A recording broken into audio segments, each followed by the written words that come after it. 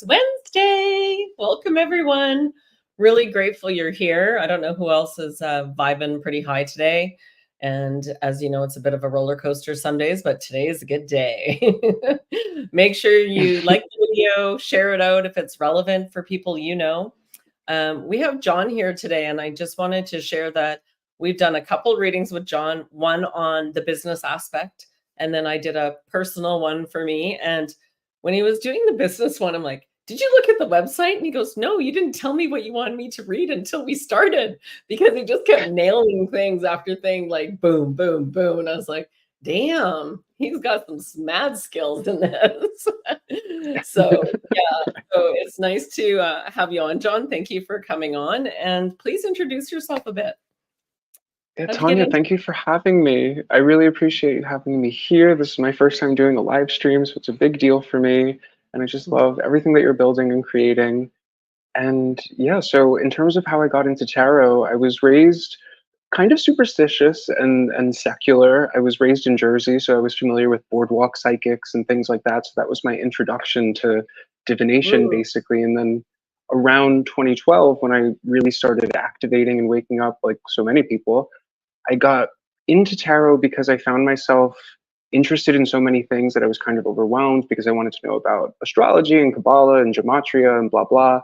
And everything kept leading back to tarot. So I was like, well, maybe if I can master this, it'll be like a Rosetta Stone that kind of opens up those other things. And then it became a party trick. And then the next thing I know, I was doing it professionally. And it really, it's amazing how many times, I mean, I feel like in every single reading that I do, I myself am surprised by the information that comes out. And I will say, like, in terms of my experience and really kind of getting comfortable with doing the readings, at first, when I started waking up at like the mouth of the rabbit hole, there were so many kind of gatekeeping gurus that made it seem as though there was some sort of very special initiation that you needed to go through, or you needed to be from a particular bloodline or whatever it may be. It's like it created this illusion that it's like this is for a very select few, and that the process is very almost like Whoopi Goldberg in Ghost, right? Where it's like Patrick Swayze is sitting right there giving her the information, and it's this visceral experience. And then it was all of my experiences with Lisa in that group that really kind of showed me how it really works, because it is so much more subtle, and you realize that it's like there's really no distinguishing between your imagination and your mind's eye, and it's all kind of taking place on one screen. And so it took a long time for me to get really kind of comfortable with it, just because I had never had an experience where my guides descended on a cloud and anointed me with a sword or anything like that. I had to give myself that permission. So the story itself is a lot more mundane and secular than like most of the fancy stories that you would read. But I like to just like reaffirm that it's like, I really think this is an ability that we all kind of have in terms of channeling or intuitively divining information. So yes, absolutely. I feel and it's your focus on something in particular, and because you're focused on the cards, it almost puts you in a meditative state, because you're not thinking about anything else but the moment that you're in. And so then therefore that leaves you open to receive more. Do you feel that would be accurate? oh, totally. I mean, I kind of use, and some people might not like this analogy, but I think of how Beyonce talks about how she performs. She creates this character called Sasha Fierce, and it's almost like she steps out of the way. And it's kind of the same idea as Esther Hicks and Abraham Hicks, where it's like Esther kind of steps out of the way and Abraham steps in. And if you ever heard interviews where she's interviewed as both, as Esther and Abraham, it's like when she's speaking as Abraham, it's like the information is so consistent and direct, and you can't really stump her in any way, shape, or form. But when she speaks as Esther, she's a normal human being, and she questions the things that she says, and it's not as eloquent or profound. And so I've realized that with my own readings, it's almost like you have to kind of step out of the way to just let the information comes through, because 9 times out of 10, it doesn't make sense for me because it's not for me. And Right? the best analogy that I can use, or the best example I can use, is I had done a reading where the Three of Swords had popped up in the reading, and that typically talks about cheating or heartbreak or something like that. And it was a reading for a couple, so I was very nervous about this card. So I saved it till the end, and when I finally sat with it, I had this visual come forward of Mel Gibson from Braveheart. So I shared that. I'm like, I don't really know what this means, but I'm seeing Mel Gibson from Braveheart. And they both jumped out of their chairs and they were like, who told you? Blah, blah, blah. And it turns out he had just proposed to her in Scotland in full Scottish regalia, and they were having like a Braveheart themed wedding or something. It was ridiculous, but the information was not for me. So I guess I would say that in terms of channeling, it's like you kind of have to go with whatever comes, because even if it doesn't make sense, it's like the information is typically not for you and it doesn't really need to make sense. But that's where like the logical mind needs to step out of the way and the information just Absolutely. flows. And you Absolutely. also have to pull on strings too, because Yeah. sometimes it's like you can get the flavor of the energy, but it's like you have to talk it out in order to Yeah. really get what's behind it. And that's how it seems to work. Awesome. We've got Lisa here saying hello to you, John. Hi, Lisa. I need to email you. I'm sorry. I realized that I need to email you, so expect that. And I was just saying before the show, Lisa, that we look forward to having you back on, and maybe we get all of us in here at the same time. Hello, Michelle. Good to see you. Yeah. So John's here, and today we're going to dip our toes into a few things and see what the collective needs to hear today. And so if you have some questions, you may put them in the chat. And absolutely, I mean, reframe them slightly or just put them in directly. And so why don't we start with something general about the energies in this current time and space? Yeah. How are we doing as a collective, these humanity? How are we doing as a collective? Yeah, I'm going to pull a Lemurian Oracle card just to open it Okay. up. Yeah, sounds good. It says balanced forces. Let me see if you can see that there. Yes. Balanced forces. The Lemurian people are said to have been androgynous, a perfect balance of what became masculine and feminine energy as it densified in physical form. This card invites you to look at masculine and feminine energy from a more balanced perspective. What needs to happen to form a more holistic and equalized foundation? For more masculine drive and focus, concentrate on goals, desires, and ambitions. If you want to engage more feminine energy for receptivity, trust, flow, and surrender, consider all the things you're already grateful for. Feel warmth, gratitude, and comfort of knowing everything is divinely perfect just the way it is. So honestly, the major theme that's been coming up, this is reminding me of, is kind of like the end of polarization. But the reason why things are so extremely polarized right now is because that's kind of the only way to end polarization. It's like the pendulum will swing back to the middle, but at first it has to get so extreme to the point where it's like you're so far left that you become right. You're so far right, you become, it's like everything is becoming quantum at this point and nothing really makes sense. But Right? also this idea of kind of integrating both the masculine and the feminine aspects in all of us, I even beyond gender, it's kind of the, oh, where did my mind want to go with that? It's because typically the emperor and empress energy, they talk to me about energies regarding comfort, because the empress is usually depicted seated on like a throne of pillows, whereas the emperor is on a concrete throne.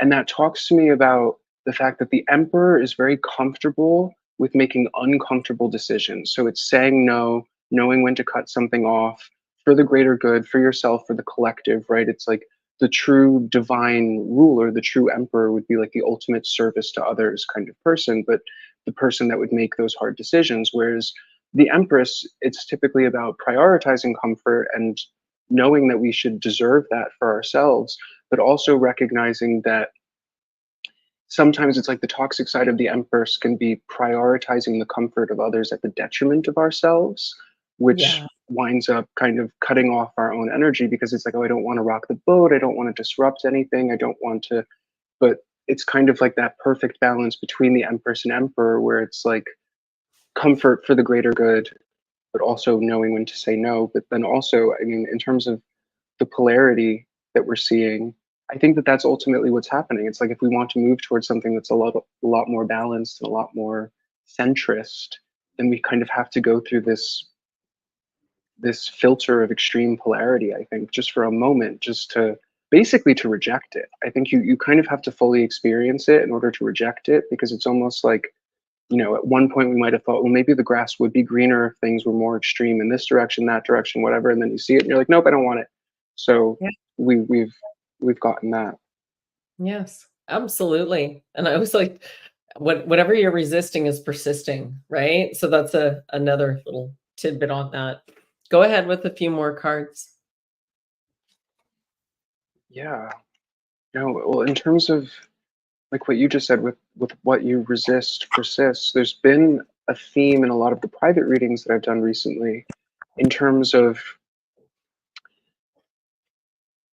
basically questioning whether or not you can trust your own intuition, and wondering if your intuition has led you into the wrong place, or if you've made a mistake, or something must have gone wrong, something must have gone left. And it's basically because of how things are so chaotic right now, but it's kind of like we're in the middle of that transition. We're kind of in the middle of like a collective tower moment, if that makes sense. But the the silver lining in all of it is that I've noticed personally is that timelines seem to be changing like a dozen times a day. Yeah.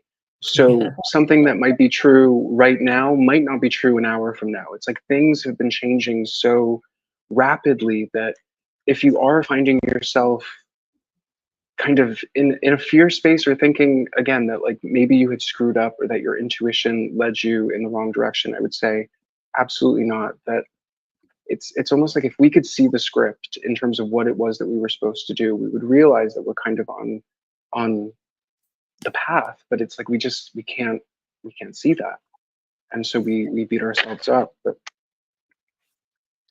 Yeah, before I absolutely. ramble,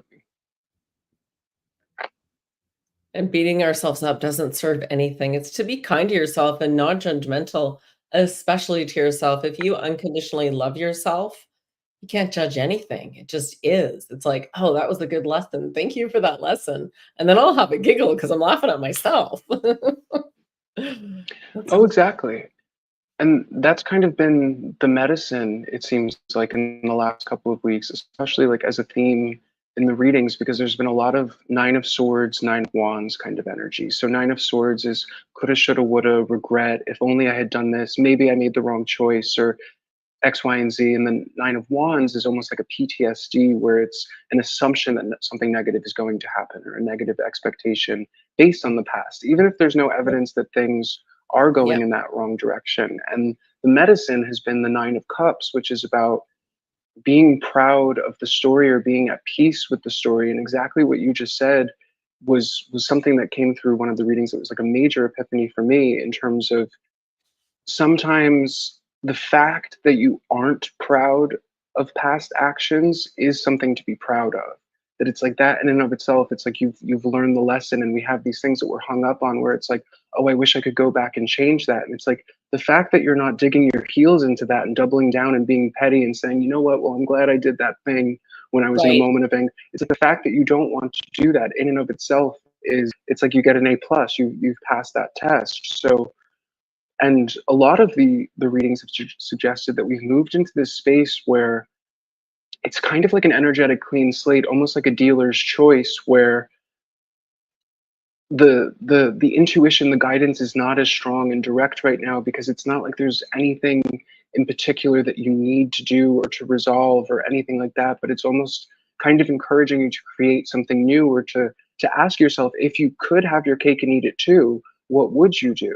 And it's again that dealer's choice kind of energy, where it seems like it's all minor arcana, and it's a lot of aces and clean slates. And the analogy that I'm using is like the idea of how your data is supposed to roll over with your cell phone like month after month. It's like the data didn't roll over. Something happened recently where it's like clean slate, new contract, clean break. And as long as you can find peace within yourself, in terms of just recognizing that everything is culminating towards that next miracle, then it's like you can kind of release that story. But that has been the other theme in a lot of the readings, is that it's almost like physically being in this new space, but mentally still kind of being in the old space, or assuming that the old rules still apply. And like one thing that I hear a lot, and one thing I ask myself a lot, is if I'm on a new timeline, why do things look the same? And it's not the physical way that things look that indicate that something's different, but it's like is it responding different? Is your environment responding different to your actions in terms of cause and effect? And if you see yourself moving towards something that feels like a Nine of Wands where it's kind of scary, does it play out the same way? Or is the energy different? And at least it seems like the energy is very different, that things aren't responding the way that they used to, even if we're kind of expecting that. I realize Yes. I just went on a full tangent there. So That's okay. No, this is good because you're doing all these readings. You're getting this beautiful smorgasbord, right? That is pulling similar themes. Yeah. And Michelle's saying I think it's also a shift in consciousness. Yes, absolutely.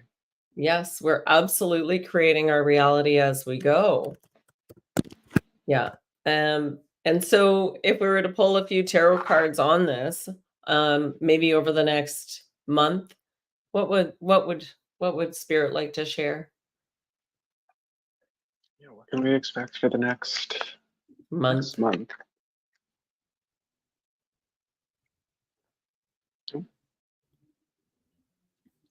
So I have the Moon, the Eight of Pentacles, and the Emperor. Interesting. Dun, dun, dun. Because the Moon card, it typically talks to me about my no spoilers kind of card. And I don't even think it's really trying to say no spoilers, but with Eight of Pentacles, I want to say course correction. That it's like things are shifting so much that it's like if you were trying to future forecast based on the data that's available today, it would kind of be irrelevant in a week or so because the data is going to change. I mean, look at everything that's happened with politics, right? It's like certain horses have been taken out of the race, other horses have joined forces. I'm a poet and I didn't even know it, but it's very different, right? Yes. And yeah, because I mean everything that happened in that week in July, it's like that week of July 15th, it opened with that shooting and it ended with Biden stepping down. And it's like everything every week there's been a major change since. And that's just, one story in terms of politics, but every other story is kind of following the same foot where it's like the element of surprise. I don't even know how else to say it, but it's also course correction, especially with this Eight of Pentacles, because the Eight of Pentacles can talk to me about the energy of loops and things kind of repeating. And one theme that I've noticed in the since Lionsgate especially, is old timelines that you thought were dead and gone, kind of resurrecting, but differently. And what I mean by that is like timelines that you would have gone down because your intuition led you there and you thought that there was something good, but it turned out that there was an imposter scenario. And whatever it was that happened there, it's like you walked away not just from that timeline, but that thing in general. So maybe you pursued a particular craft or whatever it is.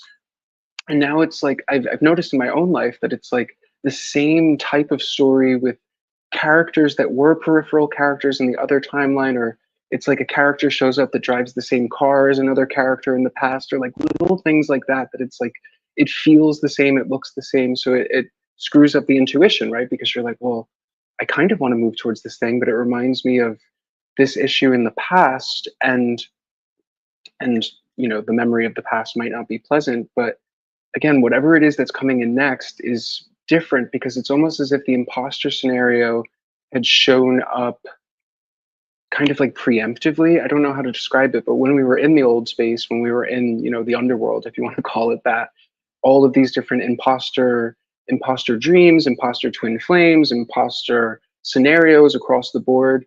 It's like we moved towards those things because intuitively we knew what we were looking for and they presented as such. So now it's like I feel like the authentic is starting to emerge and it looks like course correction basically. I think that's the best way to explain it, especially too with that emperor there, because the emperor used to be the imposter, but now it's like it's moving towards something that's actually authentic.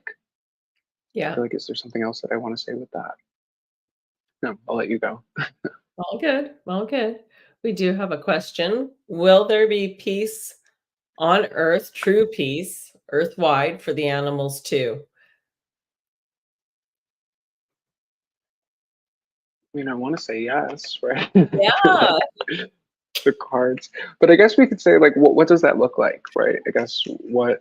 It depends on what it looks what's like. going. So I would like to actually preface that because as the frequencies change on Earth, as things shift, you will find many creatures, many souls are going to depart, and new ones will come in, new animals, new land masses. So there's going to be a shift, an exchange, so to speak. So it's somebody else's turn to come and play. I remember a year and a half ago, a whole bunch of horses were leaving. I'm like, that's because they played their role. We domesticated them. They're not meant to be domesticated. And so we're going to see these shifts slowly happening. As I would be really curious to know, actually, in the collective, how many people are now vegetarian and very little meat, or maybe fish and chicken, versus all carnivore. Because I believe in the new collective, we need less food. And so it'll depend on the frequency, but will there be peace on earth? I believe so too. Right? Well, Depends on yeah, your and I mean, in terms of affirming that we're headed there, kicking and screaming, right? Like it or not, that's where we're headed towards, is peace on earth in the golden age. The question is, you know, the difference between now and then, what's in the middle, and what's in the middle is the Ace of Pentacles, which is interesting because that's typically like my new timeline card. But it's going from the King of Wands to the High Priestess. So the King of Wands is where we are now. And the King of Wands is the world builder. He's somebody that knows how to use his imagination or their imagination to actually create a world. And one thing that comes up in so many readings is the idea that we spend so much energy worrying about the worst case scenarios and the things that we don't want to experience, but we very rarely take the time to actually visualize the Goldilocks zone and what paradise would look like and feel like and all of that. And where it's headed with the paradise is the High Priestess. And the High Priestess, she holds this little like scroll in her hands, and that's basically, it's like that's the script, it's the timeline, right? Like she knows the future that's going to happen, but typically it's like the High Priestess won't tell you the actual future because she doesn't want to disrupt it. So it's almost like her response would be, well, if you could have your cake and eat it too, what would that look like? And I think that really is like the challenge for us right now, in terms of a fun challenge, a challenge to have fun with, is like writing a story that doesn't have an adversary. That's been like my main thought since 2020, is like what would that story feel like if you had no fight or flight, if there was nothing you were really pushing up against, if there was a reality without resistance, could you even really have that? What would it look like? And and the other thing too is that it's like often it's like when we are thinking for ourselves and we're dreaming for ourselves, we think in very 3D terms, where it's like, I want to do this, but I have to do this. I have to go through these steps and I have to take the safe route and yada yada. But it's like, if money was no object and you could freely do what you wanted to do, what would you be spending your time doing? And then kind of back engineer it from there and build that thought form, right? Because it's like, we're trying to find the Goldilocks zone, the ecosystem where everybody's playing the role that they're supposed to play. So what role would you play? Would you be somebody that throws dance parties in your town and for fun every Friday night? Maybe that would be your thing. Or maybe you would open a coffee shop because you absolutely love coffee or something like that. It's like, what would be the thing if, again, money was no object and you were just having fun, and then kind of visualize the world being built around that thought form, right? Because you don't have to dream on behalf of the entire world, just you. You're the only one you have to dream for. Right. Right. And And the other stories, just ignore them. So right. Well, if we worked on our own vibration and frequency, we affect all of those around us. So I know that we're going to have this peace. And remembering too that as we read these cards, it's for this moment in time right here where we're sharing this space, and that tomorrow it could change based on something else that occurs. And so I do believe that this solar, the our souls are creating this energy. I believe the Schumann resonance is a reflection of Earth and us together. And that's an opportunity for all of us to, if we all focused on what we wanted and had the highest joy and authenticity as we went forward, we are guaranteed to have that which we desire, which is heaven on earth, so to speak. And it's all starts with your mind and your body and your soul. Yeah. Yeah. Well said. Good job. absolutely. And in terms of all the fear scenarios and the many different apocalypses that we could theoretically experience, I firmly believe that we kind of get exposed to those things so that we can co-create it, right? So Yeah. typically, if I'm presented with something like that, I'll just say, not on my timeline. And my thought, I mean, maybe you would agree or disagree, is that if those things were possible and they could pull it off, they would have pulled it off years ago. And Right? that's why they've just Well, been at least jerking us by around forever. now. Yeah, at least by now. Right? That they do not have the there's no loyalty in that group, right? It's like if you don't even have loyalty for yourself, so they could never accomplish anything without us if we don't co-sign on it. And we're not Yeah, going to. That's why nothing is happening, because we don't. So absolutely.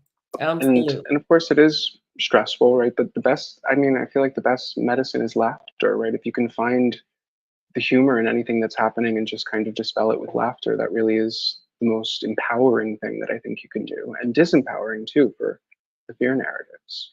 Yeah, absolutely. And Norma Jean always has a good point. So if you don't like what you're witnessing, imagine them as Wile E. Coyote or Roadrunner, and then you can't help but laugh because or the Tasmanian Devil. Oh, look at that person over there, what they're doing. Wow, they're very much like the Tasmanian Devil or Peter Rabbit. Like whatever brings you joy, whatever you can do to bring joy into it. And often, it just takes shifting your own, is take your attention away from it and focus on something you can control. Do a little jig, put on some music, have a funny dance, chuck it in the bucket, whatever you need to do for you. Absolutely. Yeah. We have the lovely Shay. It's her born day tomorrow, her trip around the sun. You want to give her a card or two? Happy born day. Yeah, Yeah. she's asking if the current planets will affect her energetically. Yes. So let's give her a couple cards. She's one of our members. Awesome, Image. Thank you.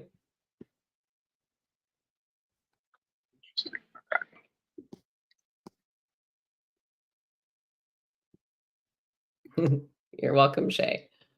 She's a beautiful, talented soul who gets all kinds of amazing messages. Yeah. Okay, Shay. So of course everything came out upside down, so I had to flip it, which I like because that typically talks to me about things kind of doing a 180, kind of doing a flip.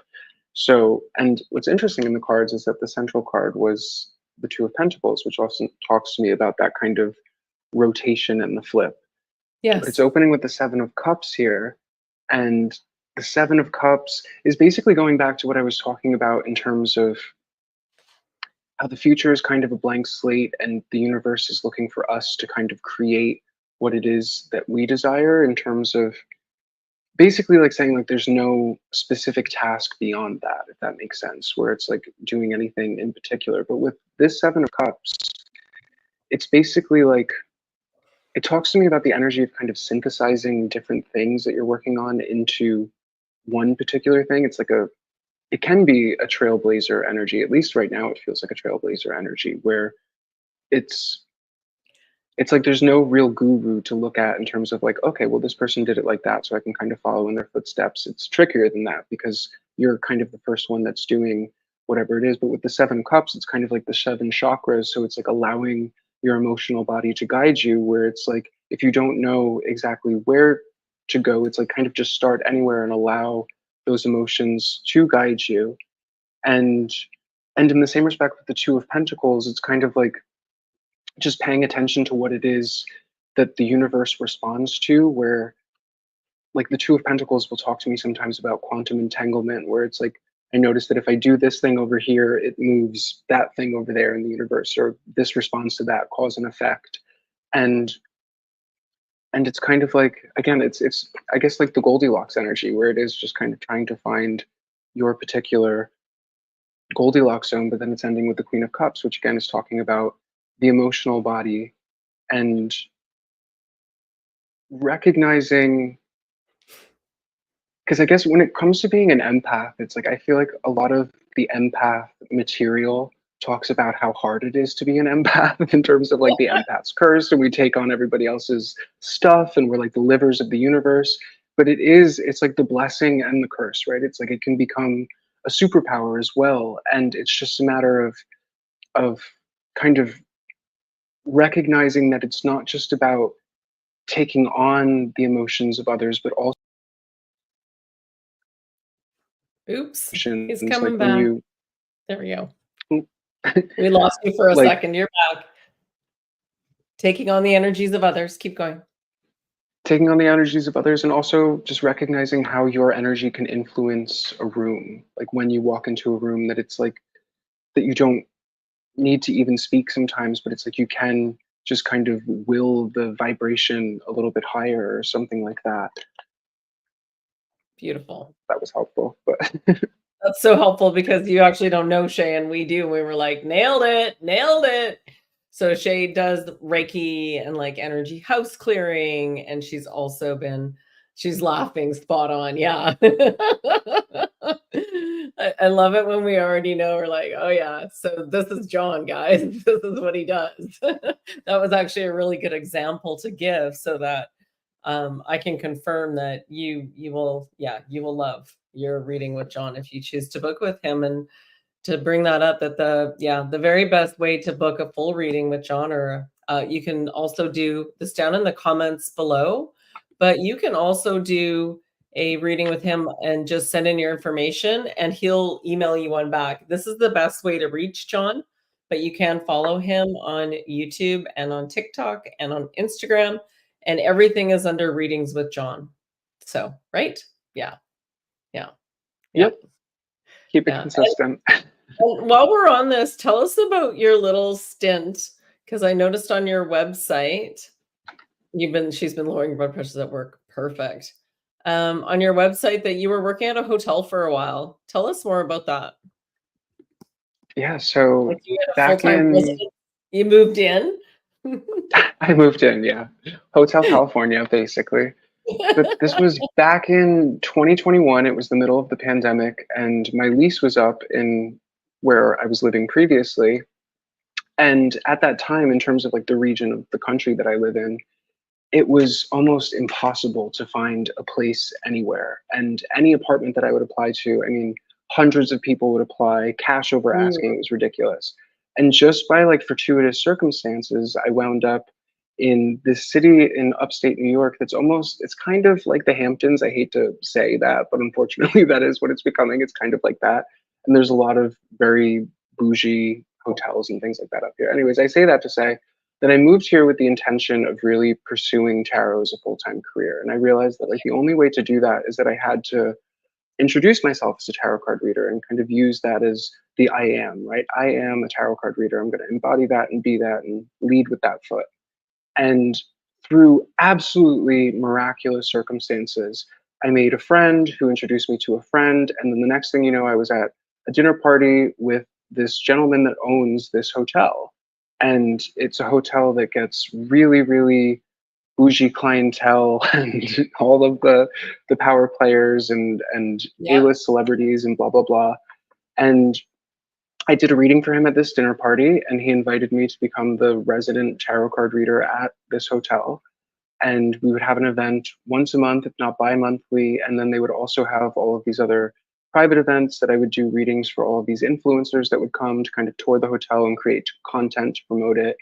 And anytime that they would have a celebrity stay at the hotel, they would invite me in to do a reading for it. So it was like the most surreal experience in general. It was Yeah. just unbelievable. And I was so grateful for every moment of it. And then this year, after the eclipse, I was thinking about everything, and I had a health scare last year where it was basically like my appendix ruptured and it was a whole other thing and blah blah blah. And these events that I would do at the hotel, I loved them, but they were a lot because sometimes I would do upwards of like 40 readings in a night. And, people are drinking. So it's like you take on a lot of that energy. And I kind of, it's like I felt like I had accomplished what I needed to do in terms of that particular event. And it was the hardest thing to let go of because I almost felt like I was addicted to it in a type of way because it was so much Right? fun.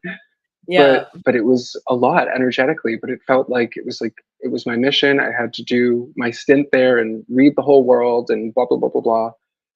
And what was amazing about that was that it just gave me such a high volume of readings to do in terms of really seeing people's energy, but it also completely changed my perception of different groups and classes of people because ever since I started waking up, it's like I had a lot of problems with the idea of wealth or fame or anything like that. So to meet people like that one on one and really hear their experiences and things like that, it changed everything for me. And it's basically, it's like I've come to realize that it's like there's good and bad everywhere, right? Just because somebody has money or doesn't have money doesn't mean anything about who they are and what they believe and what they practice. And and I'm grateful for that experience in terms of that. Because the other thing too is that, you know, what was really interesting is to see how, regardless of where people are on the social ladder, it's like everybody is really going through the same thing in terms of processing their own awakenings and trying to figure out how to be a trailblazer and move into a new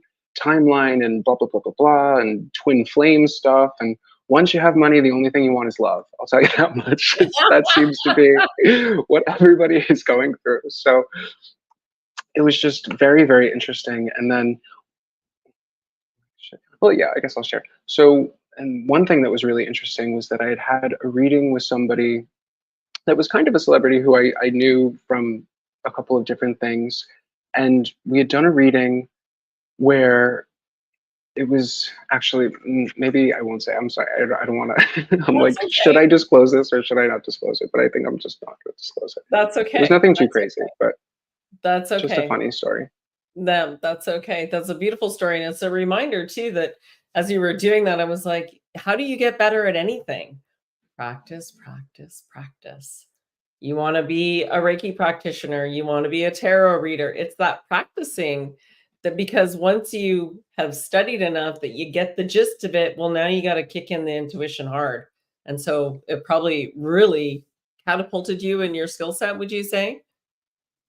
Especially in terms of trust, just because Mhm. even still, even now, when I sit down to pull cards, I always get nervous. I always think I'm bombing it. I always think, you know, whatever it may be. And then I get to the end of the reading and they say, oh my God, that was unbelievable and yada yada. And then I have those moments that are like the Braveheart moments where you can't really make up those things. I mean, honestly, the reason why I love tarot so much is because it's confirmed my faith in Spirit. so Yeah. in spirit, in a higher Mm. power and God and whatever it is. It's I think that's really why I got into it in the first place, is because I just wanted some sort of proof for myself. And I've experienced so many just unbelievable things that I couldn't have possibly known, that Yeah. and in terms of the subtlety too, because it's like I don't really get any type of confirmation unless people tell me. But otherwise it's like the way the information comes through, it's so subtle, and it's really no different than your imagination or your mind's eye or anything like Yeah. that. So Yeah. one thing I would say though, in terms of if you're trying to practice for yourself, if you're interested in learning to do tarot and you want to practice for yourself, I recommend like pulling a couple cards every day, especially at least a 3 card spread. Do more than 1 card, but have 3 cards with placements, whether it's past, present, future, the goal, the obstacle, and the advice, whatever it is. And then just record yourself talking about it. Let your mind flow. You don't have an audience. You don't have to worry about being wrong or anything like that. But record yourself in the morning and then listen to it at the end of the day. And continue doing that and basically see how it works, because again, it's so subtle. It's really no different than talking or thinking or anything like that, but you're just kind of rambling. I don't know how else to say it, but you Well, just have I to think allow yourself to you're ramble. getting out of your own way. You're looking at the card to see what you see, and then whatever's kind of coming through. I do 3 card spreads most days. Most days I'm pulling 3. Yeah. Oh Michelle's yeah. asking, practicing Reiki, healing once again for myself. Wonder if this is my purpose. I'm going to speak to this a little bit. So, and then she says, I do a lot of self healing. So, everybody, you're all healers now, but everybody, like I look at Shay and it's like Shay's learning more about her skill set and learning to trust herself is way more than Reiki. I'm like, do not pigeonhole yourself. Whatever you do, whatever healing modality you choose to study to amplify your skill set, remember, don't take what resonates and leave the rest.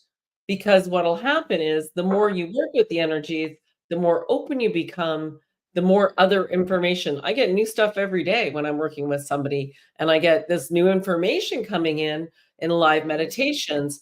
I don't pre-plan anything. I don't even write down for these interviews. I'm like, oh, we're gonna hit this, right? We're gonna talk about this, but that's about right. So we just let the conversation guide us, because that's where the magic is. And the same thing goes for when you're doing a healing program. So, yeah. Yeah. Do you want to? Did you pull something for that too? Well, it's funny because the trust card came out when you were talking about that, which, like you were saying, in terms of trusting the process. And I totally agree in terms of, especially in terms of Reiki, it's like there's the formula and there's the, conventional way of doing it, but there are no rules to it. I mean, there's so many different cultural variations, and even the Catholics have like healing touch and whatever, and they don't call it Reiki, but it's kind of realizing that, like you said, we all have all of these different superpowers. Ooh, I just dropped all my cards, but let me pull out. Yeah. There And we go. any healing modality too. Yeah, go ahead, John. And I'll add to that. Oh yeah, this card says, I am happy. I take control of my happiness. When my happiness depends on others' actions, I'm at the mercy of things I can't control. Instead, I choose to cultivate consistent happiness by focusing on the things I love about myself. And what I would say about that in terms of what it is that you want to do, what about the work makes you happy and you want to pursue? And what about the work do you feel obligated to do because you think it's going to make other people happy in terms of, oh, well, I see other people doing this, so I guess I have to do that?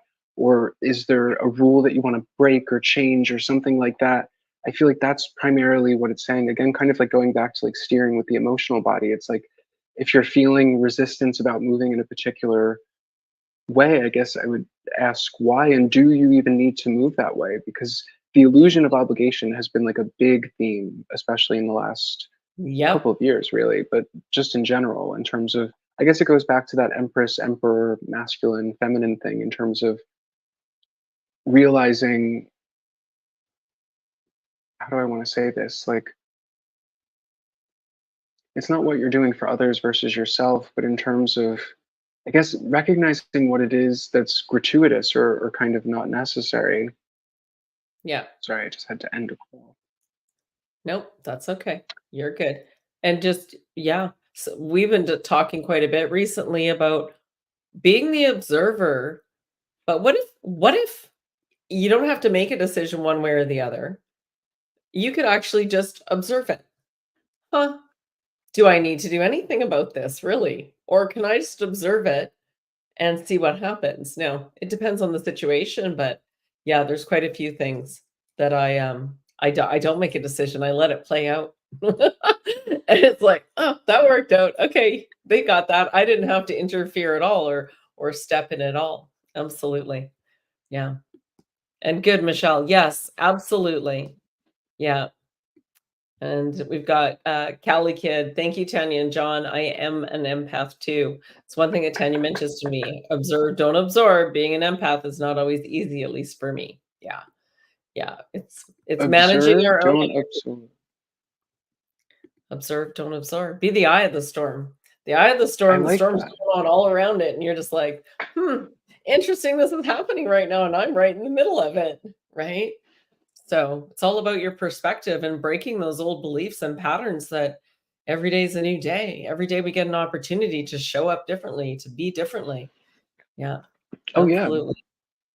Yeah. and that's it. It's like you can have your cake and eat it too. It's just a Right? matter of That's what we should call this one. determining Have your that. cake and eat it too. Yeah, Yeah. honestly. Yeah. Yeah. And if But you're I feeling think the reason why, oh, I'm sorry. no, go ahead.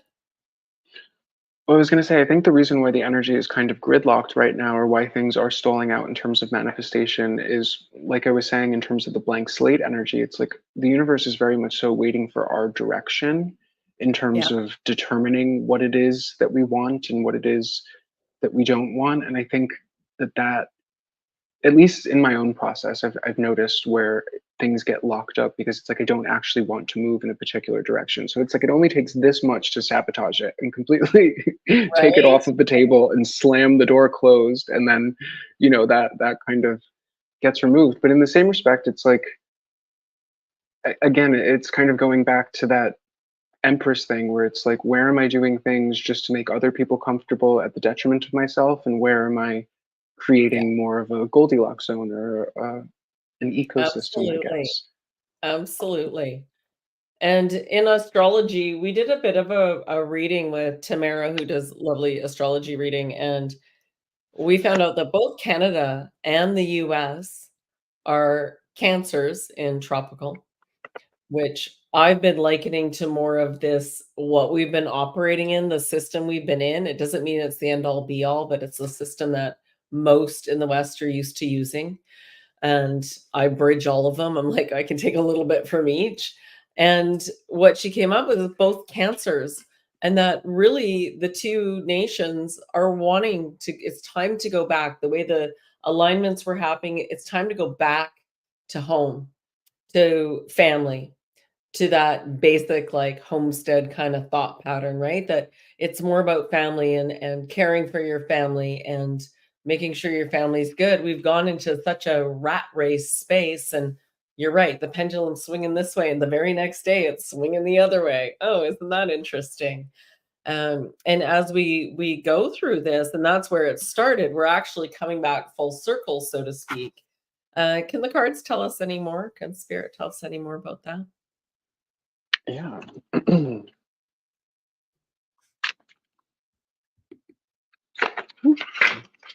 As they all hit the floor. So you know what? Let's not use that deck. Let's use another deck. Nope, wrong deck. Wrong deck.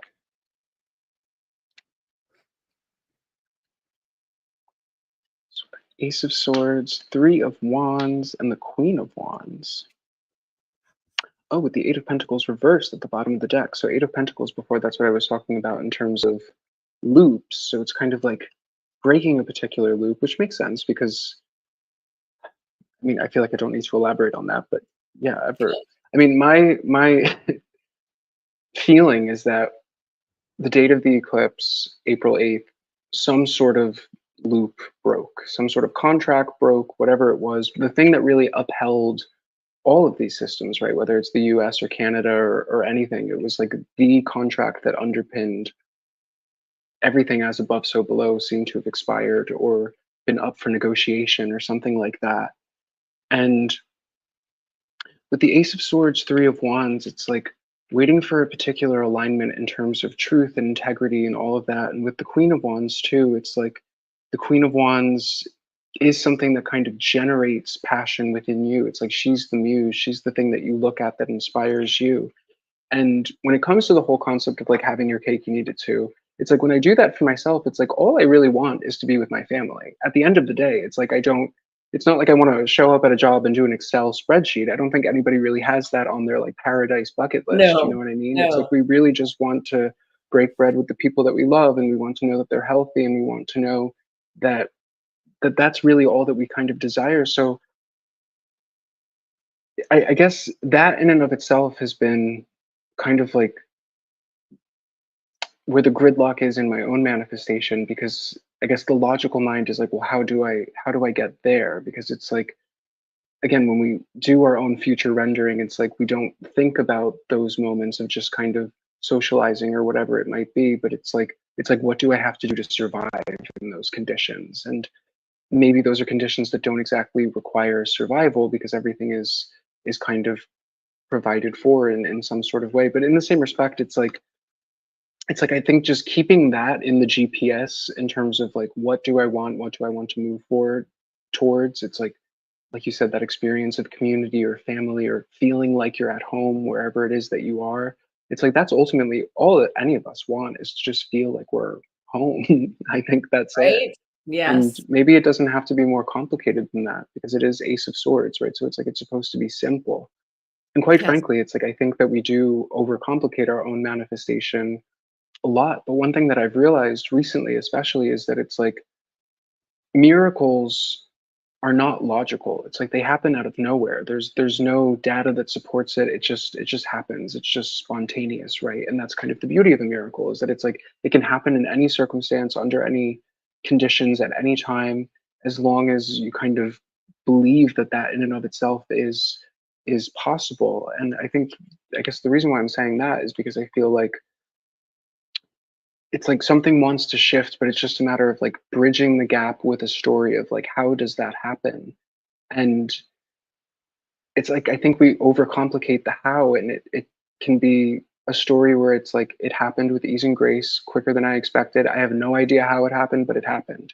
You can release that to the universe and say, I don't know how it happened, but it happened, and it just did, and I'm grateful for that. And there was nothing else that needed to be resolved, and yada yada. Because that's very much so how I feel in terms of at least the theme that I've been seeing in so many readings, is that it's like they're it's not like spirit is yelling at anybody and saying, hey, you didn't dot this I over here, cross this T, nothing's going to move forward until you do that. It's really You because didn't we sign the assume that contract we haven't. properly. Exactly. But I think a lot of us are kind of doing that to ourselves because we assume that we must have screwed something up. Yeah. At least I know that that's my mantra. It's like, I know I screwed something up, so I understand why everything is the way that it is or whatever. But at least recently, it's like once I started shifting that script and recognizing that, again, at least in terms of manifestation, it's like it doesn't really require logic. It can just happen as long as you believe that it doesn't require logic. Things have gotten so much smoother, and yeah, I'll just leave it there. Absolutely. Thank you for that. And the more people that become aware, the more people that realize, hey, I'm not just this highly evolved monkey that's gonna die one day. That you realize you're an energy being and you have a soul and you've got a whole family around you, even though you can't see them because we're limited with what we perceive with these eyes. So it doesn't mean it's not there. It doesn't mean that you're raising your vibration and sending out that frequency is not going to attract that which you desire. It will. And so, yeah, that's what we've been doing in our membership. And I'm just going to do a little plug before we continue that in the membership, anybody who signs up between now on the email list and the end of August is going to be put in a draw for a free session with me. And again in September. So if you don't do it now, you can do it later, but I bet you September has way more people. So I'm going to recommend you do it now for August because it's a short window. As well as a custom meditation I did for future envisioning. So something that you can sit with my frequency, that I really draw you in and bring you waking up in a new space. And what does it look like? What does it feel like? And so it's quite beautiful. Absolutely. Yeah. Yeah. So on that thread, on that vibe. If you could, yeah, if you could have your cake and eat it too, for Right? sure. What would it look You and now taste you're like? programming with me with that. You realize in my subconscious now. Have your cake and eat it too. I'm gonna be like going to get cake. Earlier, Michelle's like, chocolate cake sounds good. Yeah. Oh yeah. Yeah. Yes. And Shay's in the membership. Thank you, Shay. And so is Andrea. So we do several sessions a week. We do a couple a week, one for healing and one for membership to connect. And then there's tons of other info in there. So yeah. Oh, Shay says John's voice is like Tanya's with his energy. So calm. Yeah, see? Good vibes. We hit it off right away. So absolutely. So somebody was asking about your earbuds for a clearer connection. You can answer that. We've Uh-oh. already getting replies from other people, but so why do you not wear wireless earbuds? Oh, just because I don't have them. Okay, That's there if you I go. had them, I'd probably wear them. There But you these go. are the ones I have. So, No, and that's perfect. I only use those ones. I have 3 pairs, and the reason I don't is because I used to run around with an Apple Watch on, so closed around my wrist energetically, right? And then an earbud in each ear because I was managing a business and it was easier. And then I realized, oh, how are those earbuds connecting to anything? We can't see that energy, but it's not contained in a wired cord, right? I'm like, oh, oh and yeah, it's quite possibly these are going right through my brain. So I was like, and how much are they picking up from these things that they're scanning and reading, right? Because they're connected. And so I actually right. gave them all up and berate my child every now and then if she's wearing them too much. I'm like, I don't mind for a few minutes, but not full time. So I am. I gave up my watch, and that was nice too. Because guess what? I don't care anymore. I don't need to be connected to my device that much. Thank you very much. Yeah. Yeah. Oh yeah. And another thought that I've had just in terms of like the power of the influence that we have over our environment, in Yes. terms of things like Organite, right? Like how influential Organite can be and how it can clean up EMFs. And it's like Organite theoretically is programmed by consciousness, and that comes from us. It's like we are walking vehicles of consciousness, and I feel like we're kind of like walking organite in a type of way. And recently I've gotten a lot more mindful about charging my water, charging my food, even if I'm treating myself to something bad, if I pull into the McDonald's and it's like, I know I shouldn't, but whatever, it's like, instead of telling myself with every bite of the French fry that I'm poisoning myself, I'm just blessing it because it's like at the end Right? of the day, what am I going to do? Am I going to just make it even worse, or am I going to release it? And I remember there was a friend of mine when I was first growing up that was really, really into holistics and was the one that really got me into holistic and natural living and all of that. But to the extreme where if they passed somebody on the street that was wearing Axe body spray, they would have like a full reaction to it. And I knew that a lot of it was like psychosymptomatic because they were programmed to say like, oh, well, it's phthalates and it's toxic and it's yada yada.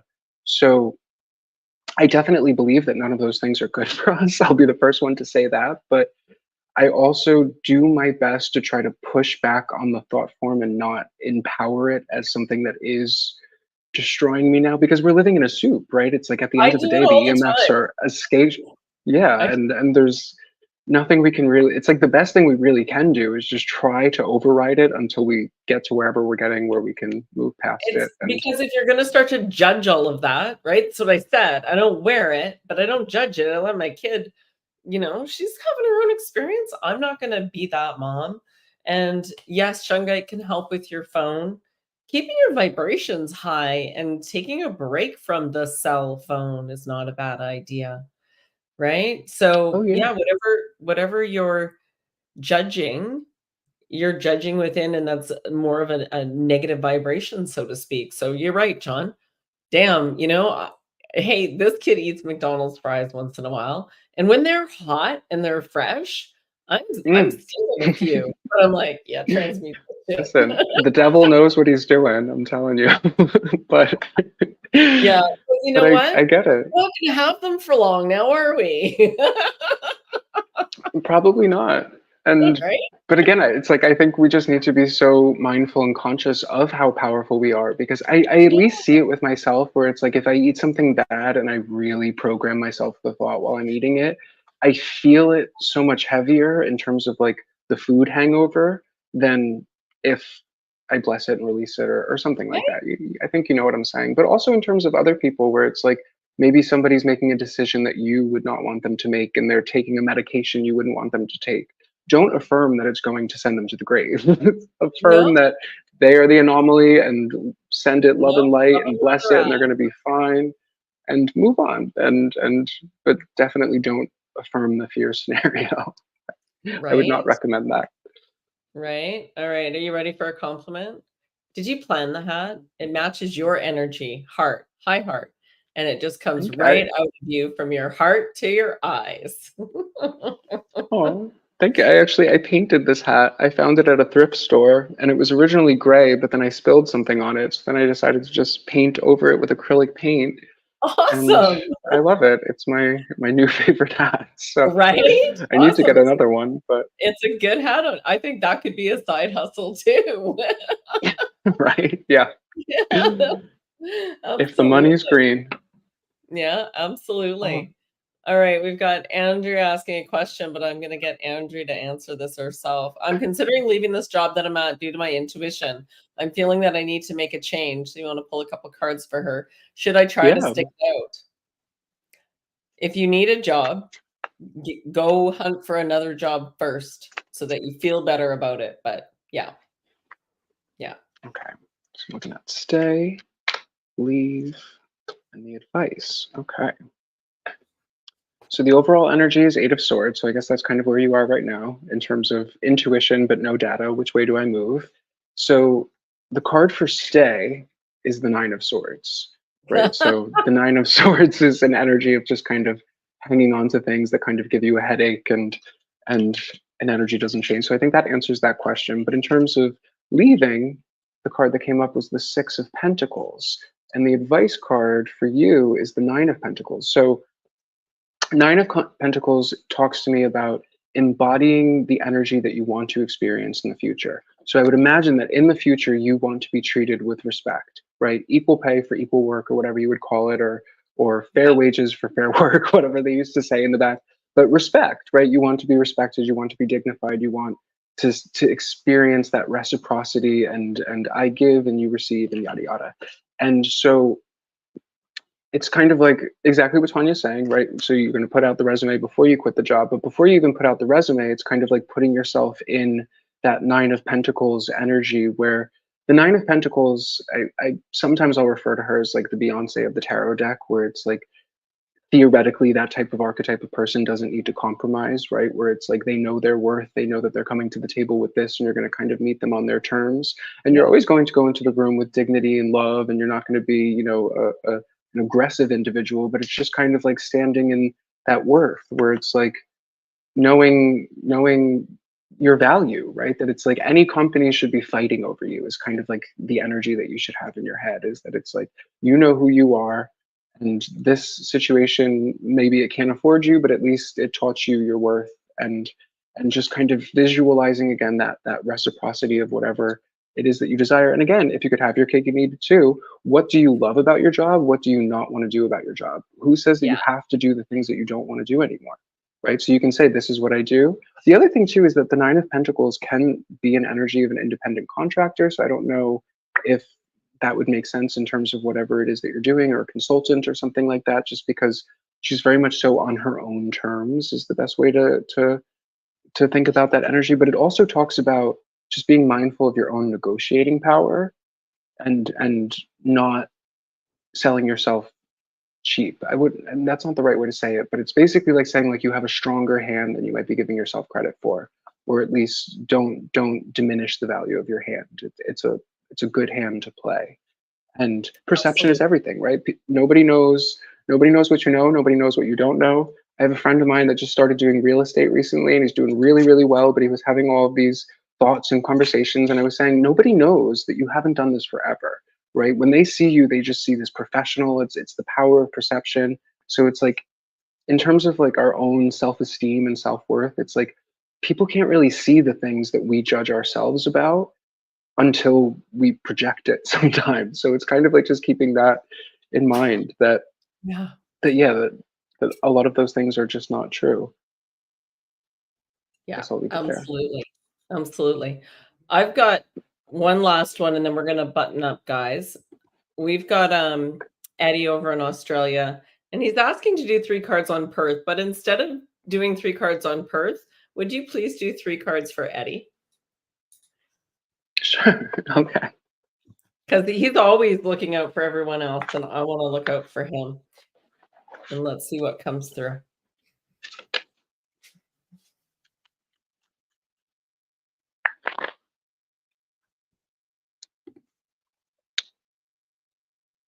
And Caroline's saying hi, Eddie. Okay, so the overall energy, Seven of Wands. I love the Seven of Wands because it talks about having very, very strong protection in terms of like your spirit team is right there, armed and ready, but you yourself may not realize that you're actually beyond reproach, right? It's almost like being in a room with a like a rabid dog that's on a 10-foot leash, but you're 15 feet away from it, right? And it's still closer than comfort. It's like you can see it, but it can't actually touch you, because it's like having a spiritual force field or something like that. So it wants to emphasize that, but I'm looking at the goal, the perceived obstacle, and the advice for moving forward. So the goal is the Ace of Wands. You see that there, the Ace of Wands. And the Ace of Wands is basically like the first card in the tarot deck. It's very much so the beginning of the story. It's like the beginning of a new journey. It's basically, I use the analogy of like James Cameron creating Titanic, right? It's like the Ace of Wands was the moment that he was inspired to create that film. And then it's like it works all the way through to the Ten of Pentacles, which is like the apex of the manifestation, where you win every award that you can win and you can't make a Titanic 2, so you move on to the next thing, right? So now after that, he's looking for his next Ace of Wands, which then becomes Avatar or whatever that is. So it's basically like you've hit that pinnacle of your manifestation, right? It's like you accomplished whatever it was that you set out to accomplish, and now it's very much so trying to pull in that next thing. But the perceived obstacle, the Eight of Swords, is basically all of the energy that we've been talking about in terms of, playing the timeline hopscotch, and the fact that there is no like clear, loud sign of saying like you have to move in this direction, you have to move in that direction. But with the advice is coming up as the Lover's card. And the Lover's card is really about like the power of choice in terms of timeline merger. Because the Lovers in general talks to me about like a timeline merger, but like the profound power of choosing something. And I guess could kind of be like a collective message where it's like I think the reason why the dealer's choice energy has been given to us is because there's something profound about the power of choice. It's like if the choice is made for you, it has something to do with things at like a code level. That's the best way that I can articulate it. But it's like it if you choose to do it, it's like it alchemizes the code or something like that. I don't know how else to say it, but but it's but it's also it's kind of, I guess, going back to the energy of the Seven of Wands, right, where I was talking about divine protection. It's like the Lovers can also talk about an energy of divine providence, where it's like the universe kind of conspiring to work in your favor. So maybe in terms of like the best way to navigate this Eight of Swords kind of energy is just by keeping that pronoia mindset, where it's like recognizing that everything is working and conspiring to work in your favor, through you, for you, with you. But it's also like the Solomon's Temple mythos, where it's like recognizing that you have that kind of command over reality, where you can get the elements to work for you. You can get the elements to arrange for you, and kind of like willing it or choosing it in that particular direction. Beautiful. It's perfect. Yeah. Perfect. Perfect. And Jon, when were you born and raised where you are? Not where I am. I'm in upstate New York, but I was born and raised in Jersey, so not too far from here. So And Jersey do you boy have through a and through. desire to live anywhere else? Currently, no. I know that I'll be somewhere else in the future, but all I really know is where I am. But I Right? think it goes back to the idea of just wanting to feel like you're at home, right? And the main reason why I Home want to is stay wherever you where I are. am, Yeah. home is Yeah. where you are, and I Yeah. have good friends here that make me feel like I'm at home, Yeah. and Awesome. Awesome. No, I was just curious. So we'll be road tripping at some point. right. Yeah, you'll have to come through. I'm Oh, hoping we that my will. goal is for everyone to meet me here, because I keep trying to get my parents to move here. They're still in Jersey, but one day Yeah. I'll convince them, and then Right. it'll officially be home. So that'll be Right. good. Awesome. Awesome. I really do want to any parting comments or maybe a parting card or two, and we'll get it wrapped up for today, and we'll definitely do this again. Absolutely. Yeah. Yeah, let me pull just one last oracle card. Okay. Yeah, we like oracle cards too. This says, I am attraction. Like a magnet, what I put out into the world, I get back. If I lead with negativity, I receive negativity. If I lead with positivity, I receive positivity. Therefore, I choose to lead with positivity. I am attraction. And I will say, so as I said, I'm from Jersey, so I have all of that Sopranos energy in me at all times. And it's very easy for me to get pissed off by just about anything. And I see how that creates my reality, because if I get frustrated, if I get angry, it keeps going, keeps going. So it's like we do have the ability to steer and control our emotional body. And it's like I do have to force myself into energies of joy sometimes. And it's it's really like that thing, like they say, like the science of it, where when you force a smile, there's something about that muscle memory that releases the endorphins and yada yada. But sometimes you have to get up and get dancing and get moving. And I will say, like with the Lionsgate energy, it has been so heavy and so muddy and so exhausting.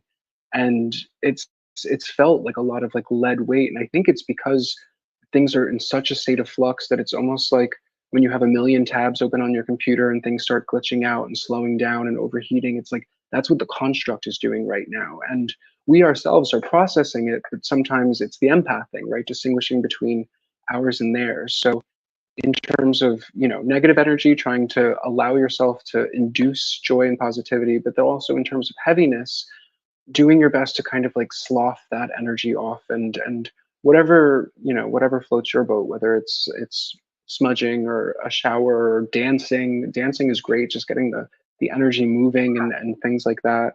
Honestly, dancing might be the best thing in terms of joy and whatever. If you can wiggle everything from your fingers to your toes, you'll be good. It'll help you get out of Yeah, the I funk. caught some That's my I caught some medicine.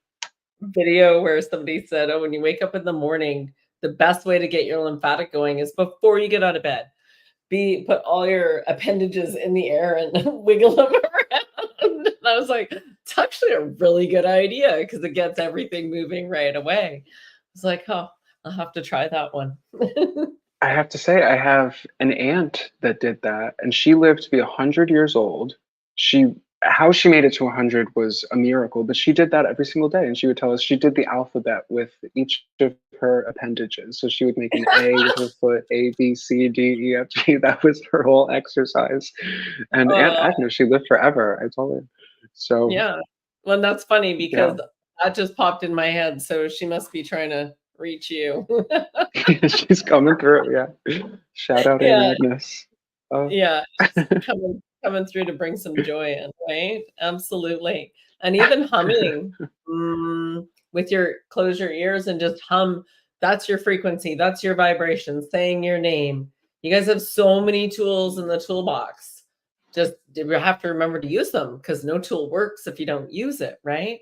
And so for me, yeah, I run around singing and I am not a singer, but I don't really care. I'm like, I don't care what anybody thinks.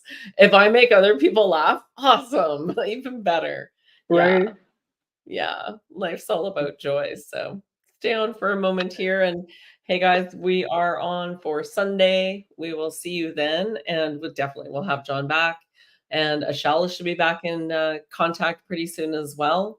And we look forward to seeing you all soon. In the meantime, check out the membership, Adventures for Connection. And when you sign up, you get put in a draw to have a one-on-one session with me, as well as a free meditation that we didn't post out online yet. So you'll get a little bit early. And so grateful, John, that you came and joined us. And Readings with Thank you for John. having me. Yeah, Readings with John. You can follow him on TikTok, on YouTube, and on Instagram. And then he does have a website. So if you just punch in Readings with John in a search bar, or readingswithjon@gmail.com, then you have an opportunity to connect with him as well. And yeah, it's all down below in the post. So sending you all so much love. John, stay on for a minute. And yeah, enjoy your day, everyone. Love you. Make Bye, sure you do some everyone. Thank